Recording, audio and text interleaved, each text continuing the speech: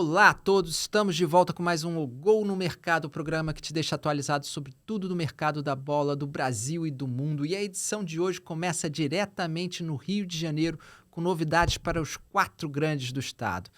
Vamos falar primeiro de Flamengo. Flamengo que ainda vive com a novela Pedro. O jogador foi mais uma vez deixado de fora da lista de convocados de Felipe Luiz, agora para enfrentar o Santos. E vamos lá, está cada vez mais em rota de colisão com o Flamengo. Vai ser difícil que ele siga até o fim do ano, porque que clima vai encontrar Pedro, tanto dentro do clube quanto com os torcedores, né?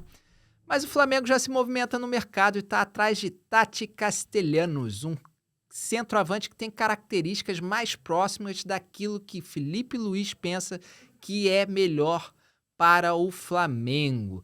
Tati não entrega tantos gols quanto o Pedro. Ano passado marcou 14 gols pela Lazio em 40 jogos. Ele fazia mais gols quando atuava lá na MLS, mas era um outro nível competitivo, né? E ele é um atacante com muita movimentação, com muita capacidade física, com características que se encaixam melhor nessa ideia de pressão em cima da bola, de muita movimentação ali no ataque.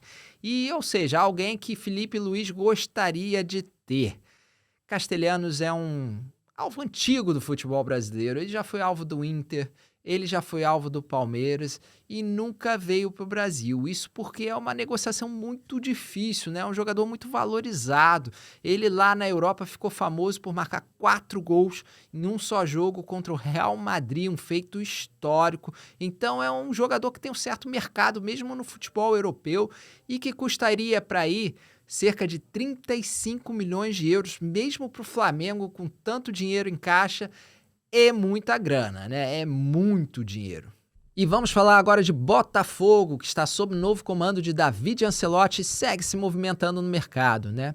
Primeiro vou falar de uma saída importante. Thiago Almada não vai voltar mesmo para o Botafogo, como todo mundo já esperava, né? Isso não é novidade alguma, mas ele já tem destino certo. É o Atlético de Madrid.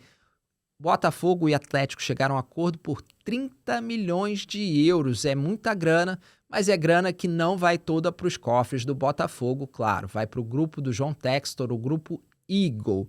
E quem está também de saída é um jogador bem importante, né? O volante Gregory, que se despede hoje contra o Vitória.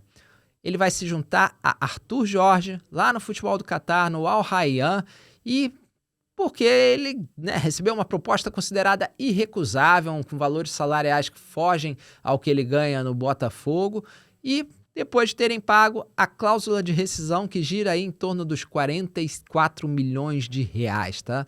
Vai ser uma perda que certamente vai ser sentida lá em General Severiano.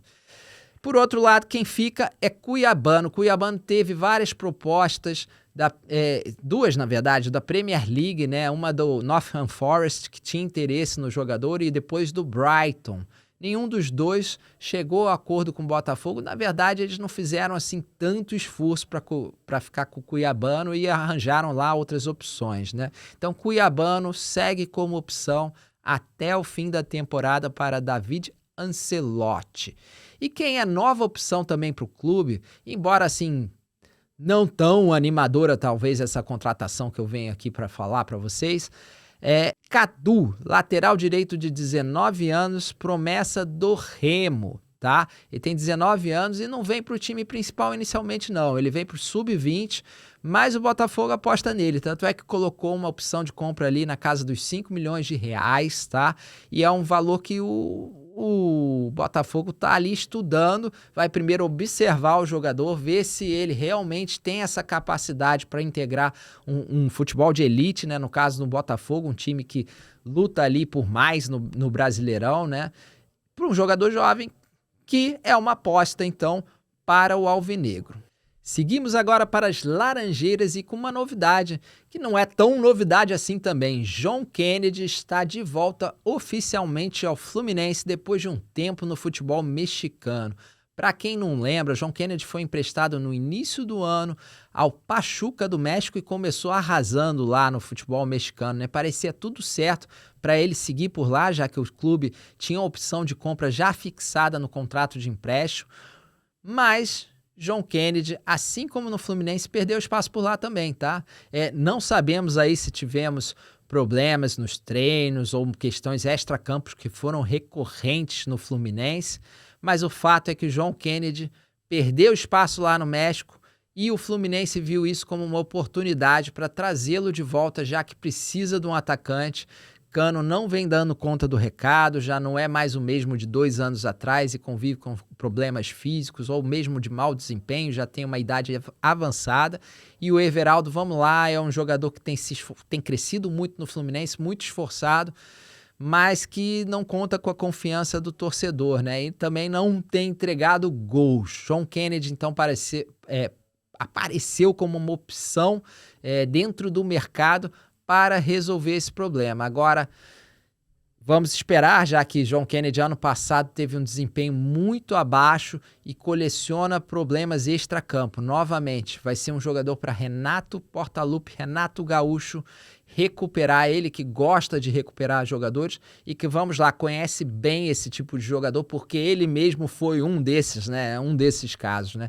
Então vamos esperar aí John Kennedy, como vai voltar ao Fluminense, se vai ser aquele jogador promissor, capaz de marcar gols decisivos, ou se vai ser aquele do ano passado, né? Aquele que trazia mais problemas do que soluções para o Fluminense. Enquanto isso, o caso Arias segue sem muitas novidades, tá? O Fluminense recusou a primeira proposta do Wolverhampton e principalmente pelo motivo de ter só 50% dos direitos da venda do jogador, né? Então o Fluminense agora tenta pegar um bolo maior uma fatia maior dessa negociação que gira ali em os 20 milhões de euros, né? E tenta também aumentar, obviamente, o valor total dessa venda, né? Agora a novidade, um pouco curiosa, é que Arias vai receber lá nos Wolves, inicialmente, menos do que ganha no Fluminense. Arias, desde que renovou o contrato, é o jogador que tem o maior salário do elenco do Fluminense. Então ele vai ter que aceitar uma redução salarial para poder jogar na Premier League, o que é no mínimo curioso, né? O Fluminense quer também um percentual de uma venda futura, porque a gente sabe que o Wolverhampton é um clube que recebe muitos jogadores importantes, bons jogadores, e depois revende, né? Eles vivem disso também ali na Inglaterra, apesar da idade de Arias de 28 anos não indicar assim uma venda muito pesada no futuro, o Fluminense tenta resguardar ali um valor também para futuras negociações. Agora, em São Januário, as notícias não são tão boas, né? O Vasco recebeu um novo transfer ban por dívida de 2,3 milhões de dólares com o New Old Boys por esforço. É uma preocupação ali para o Vasco? Até mas não muito grande, porque o Vasco confia que vai reverter essa situação, já que o clube passa ali por uma recuperação judicial e segue a legislação brasileira. O Vasco já conseguiu reverter um transfer ban recentemente e não deve ter problemas também, ou pelo menos espera-se que não tenha problemas, para reverter mais uma vez. Mas no momento que a gente grava esse programa, o Vasco está aí com transfer ban, não pode inscrever novos jogadores por causa dessa dívida. E no futebol internacional, a grande notícia dessa quarta-feira é uma pulada de muro em Londres. Madueke está deixando o campeão mundial Chelsea para reforçar o rival, Arsenal. A gente sabe que o Blues receberam aí contratações de peso, inclusive João Pedro e Estevão, 2 brasileiros, né? E o Madueke já vinha ali perdendo espaço. Com isso, o Chelsea decidiu liberar o seu jogador, um jogador até importante para a equipe na última temporada, para o rival Arsenal, mas também foi convencido por um valor bem alto, tá? Foram 52 milhões de libras que vão ser pagas ao Chelsea pelo Arsenal para contar com Madueke. E com essa, ficamos por aqui. Não esqueçam de deixar o seu like e seguir lá o canal. E em breve estamos de volta. Um abraço!